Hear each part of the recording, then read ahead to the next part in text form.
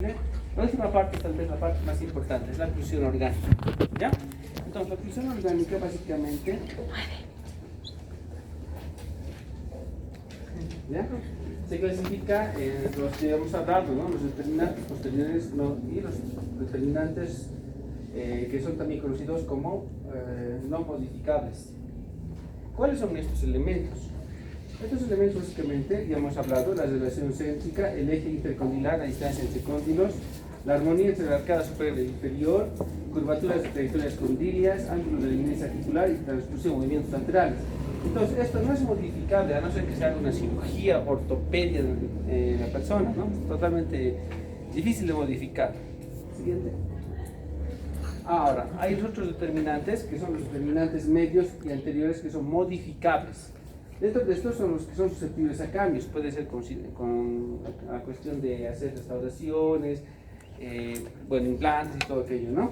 En eso tenemos, pues se puede modificar la inclinación del plano cruzal, si no podemos modificar la curva de Smith, también llamada curva antero-posterior, es otro nombre, la curva de Wilson o la curva transversa, y las relaciones dentro-labiales del labio y diente, ¿sí?, se puede modificar, la sobremordida vertical, que es el overjet, y la sobremordida horizontal, overbite, y las características de cada cúspide, cúspide fosa, anatomía dentaria, eso sí se puede modificar. Siguiente. Bien, entonces dentro de esto clasificamos a dos determinantes verticales y determinantes horizontales. Los verticales, ¿cuáles son? Son uno, a nivel posterior, la guía condilia, a nivel anterior, la guía anterior, y la proximidad de la cúspide a estos factores de control, ¿sí? Entonces una combinación de ambas. Acá en los horizontales tenemos los movimientos de laterotusión y de mediotusión. Ya hemos hablado en las anteriores clases a qué se refiere esos movimientos. Siguiente. Ahora, esta es la idea de trabajar, ¿no?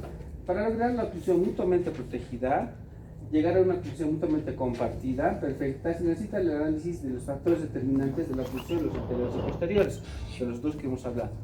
De eso vamos a generar toda la fuerza. Recordemos que la oclusión mutuamente protegida es la que protege los dientes anteriores a los posteriores, y los posteriores a los anteriores, y a su vez los cóndilos a los anteriores y a los posteriores. Me explico. Siguiente diapositiva. Los dientes posteriores protegen a los dientes anteriores durante la relación céntrica. Ya saben qué es relación céntrica. Mientras los dientes anteriores protegen a los dientes posteriores de los movimientos excéntricos. Los movimientos excéntricos son la guía canina izquierda, derecha, la guía incisiva, ¿sí? Tanto los dientes anteriores y posteriores protegen a la articulación temporomandibular. Si no existen dientes anteriores y posteriores, la articulación temporomandibular también sufre lesiones, cambios. Entonces, estos mismos dientes protegen al cóndilo. Entre comillas, todos se protegen. Todos se protegen.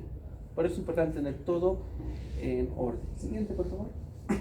Bueno, contemporáneamente se lo clasifica en tres mecanismos: los mecanismos primarios, los elementales y los mecanismos secundarios. Entre los mecanismos primarios tenemos a la articulación temporomandibular, la guía anterior y los surcos que se encuentran en las caras oclusales de premolares y molares. Los mecanismos elementales, ¿cuáles son? Las crestas triangulares internas de las caras oclusales y los 4 niveles de oclusión que vamos a hablar más adelante. Mecanismos secundarios: la curva frontal de Wilson, inclinación del plano cruzal, la curva de Spee y la forma de la arcada. Entonces, estos sistemas que pueden observar son mutuamente incluyentes en el momento de realizar la oclusión. Nada está separado. Si pensaba que el diente estaba separado, es error. El diente está dentro de todo este sistema que vamos a manejar. Siguiente. Entonces, primarios, ya sabemos que es ATM, la guía anterior ya hemos hablado bastante, el contacto de overjet overbite, el contacto de saliva, como contacto del borde inferior con la cara palatina del superior, y los surcos de trabajo, no trabajo y protrusión de los premolares y molares, que ya hemos hablado también de esto. Siguiente. Bueno, el ATM básicamente que corresponde a inclinaciones planares del ATM que se reproduce en un articulador. Generalmente ese es el articulador semiajustable, ¿no?, que se maneja. Manejábamos hace 3 años atrás. Paira ha manejado eso, ¿sí? En este articulador se pueden observar inclinaciones trayectorias condilias, el ángulo de Bennett, el movimiento de mediotrusión, movimiento de Bennett, la terotrusión o side shift y distancia intercondilia. Todo eso se puede reproducir en este articulador, ¿sí? Siguiente. Este es el articulador semiajustable. Aquí tienen los cóndilos, ¿sí?, las inclinaciones trayectorias sagitales y las transversales que se manejan. Lastimosamente ese año no hemos podido mover por la cuestión del COVID, ¿no?, y todo aquello, la bioseguridad, porque en anteriores años realizamos para cada uno esto. Y tenemos los articuladores en la cátedra. ¿Ya? Muy bien. Entonces, y solo se establece el ángulo de Bennett, el cual mide el cóndilo de balance en el articulador semiajustable. Esto es lo que logramos medir, el ángulo de Bennett. Si vamos más adelante, vamos a hablar de articuladores totalmente ajustables, cosa que no viene al caso, ¿no? Solamente tome en cuenta el articulador semiajustable y lo que se establece el ángulo de Bennett, es lo más importante, ¿ya? Y obviamente las inclinaciones que se manejan, la trayectoria de condilla sagital y la transversal. Siguiente. A su vez, estas trayectorias, como pueden ver, estipuladas, entre comillas, el estándar que deberían tener todos, ¿no? Y se maneja el articulador según el Cheverry de 45 grados. Bueno, puede haber una variación entre 45 y 57 grados, como una medida podemos tomar unos 51 grados. Sin embargo, la casa en la cual hemos comprado los articuladores menciona la marca Wimix, que es una marca americana muy buena, dice que toma como regla 50 grados de inclinación, ¿sí? De trayectoria de condilo sagital conocido como face bone. ¿Sí? Entonces, son parámetros. Siguiente. Ya. Ahora, fíjense, el movimiento de Bennett podemos observar en el lado de trabajo y el ángulo de Bennett se produce en el lado de balance. Eso ya hemos hablado también, ¿no? Siguiente. Distancia intercondilio.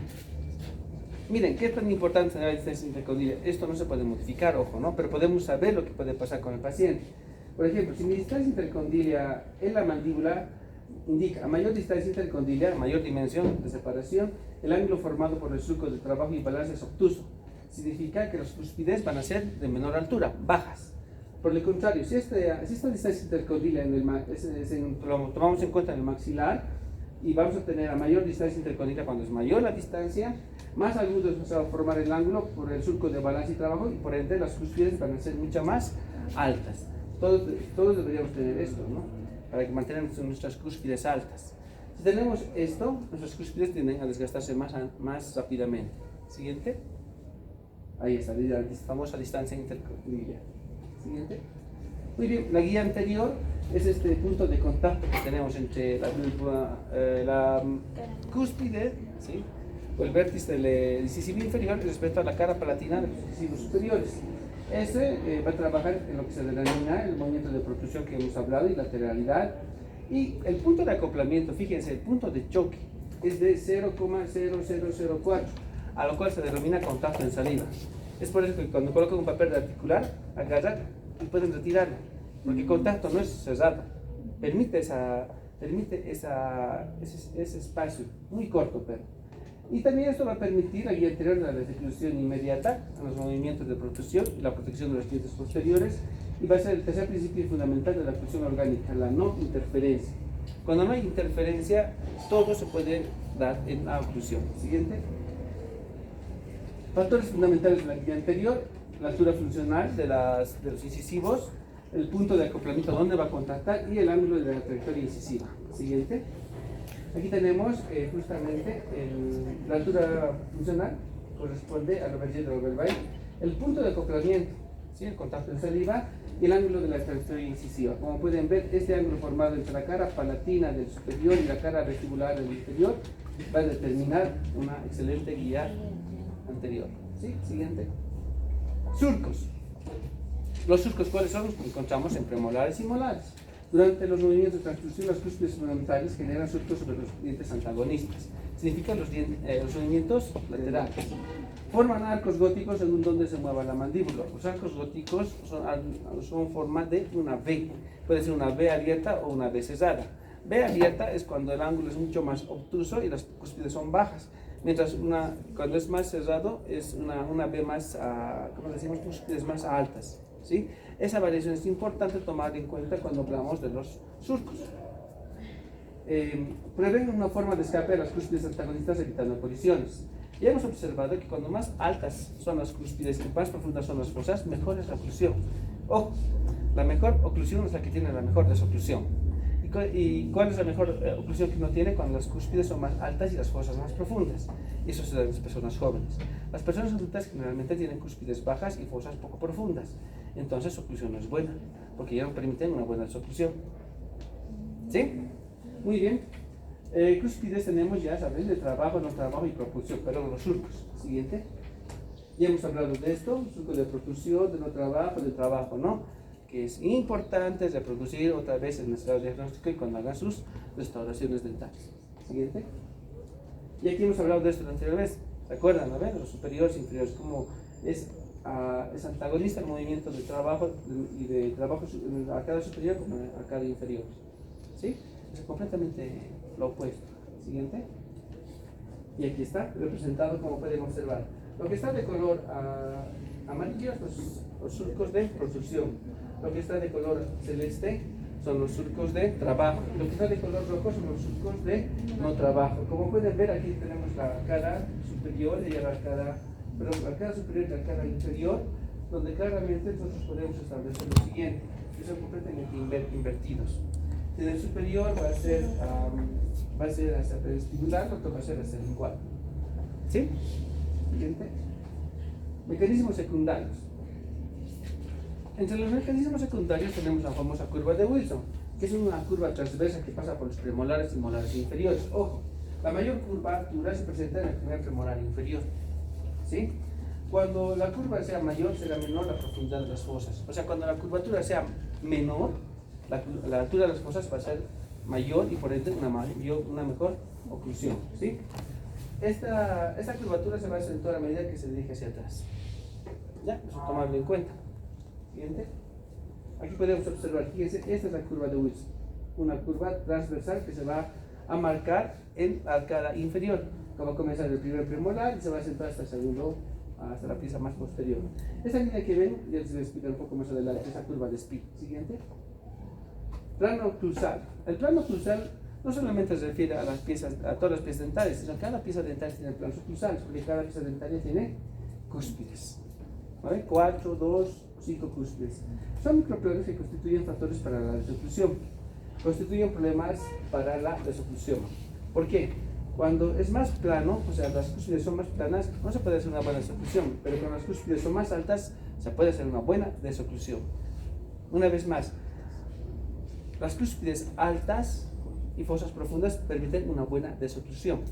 Al contrario, cúspides bajas y fosas poco profundas, una menor desoclusión. ¿Ya? Siguiente. Esta es la curva de Spee. Yo creo que ya lo he manejado en fisiología.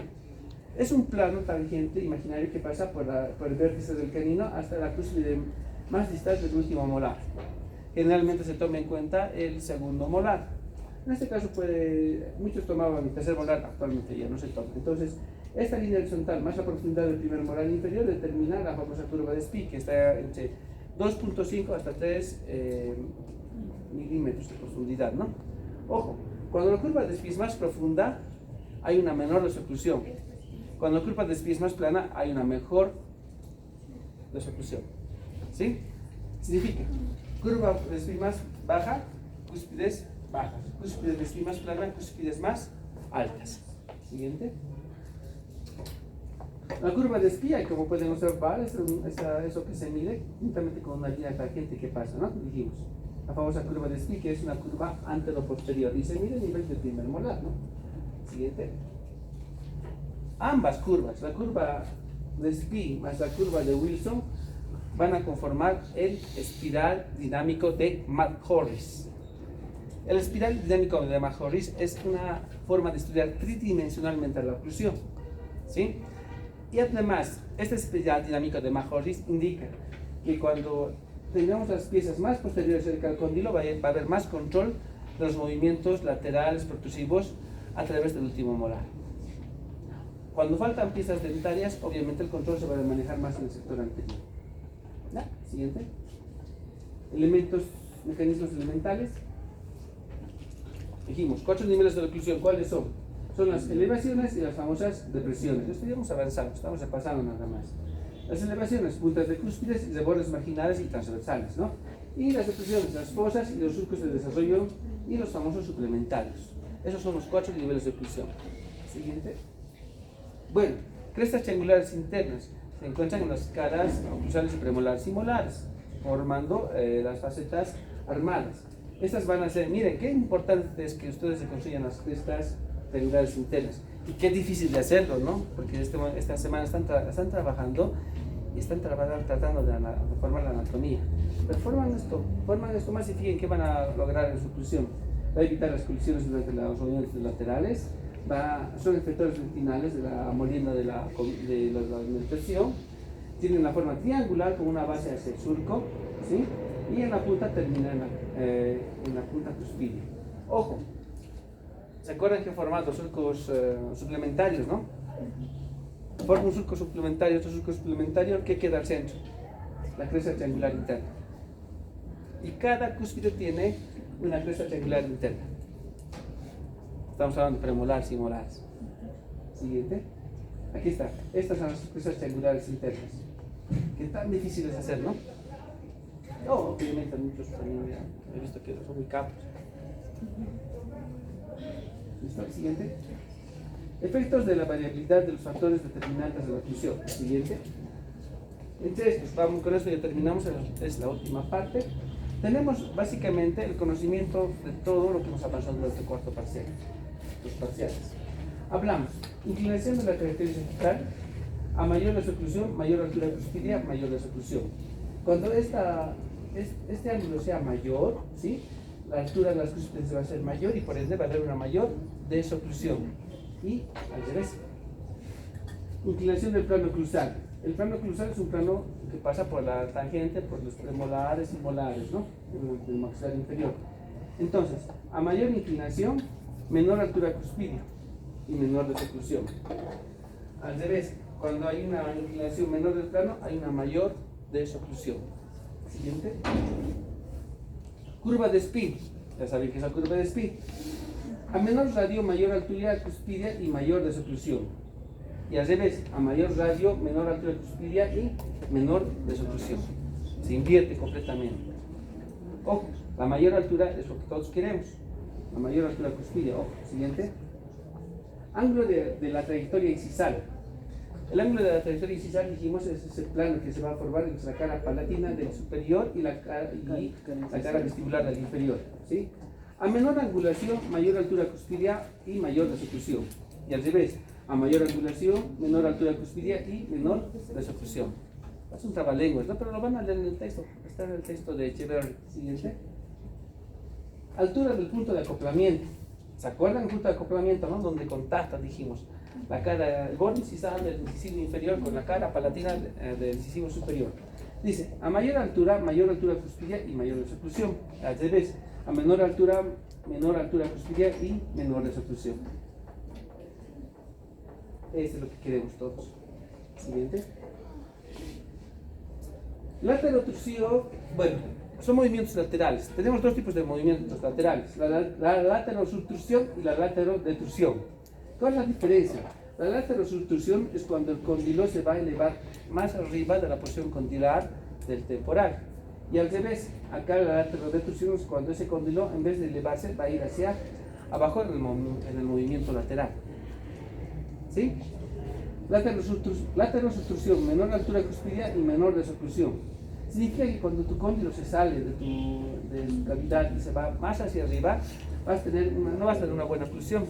Por el contrario, cuando va a ser al revés, este cóndilo otra vez va a ir sobre el cóndilo temporal y va a hacer un movimiento descendente, va a tener una mayor altura cuspidia y una mayor desoclusión.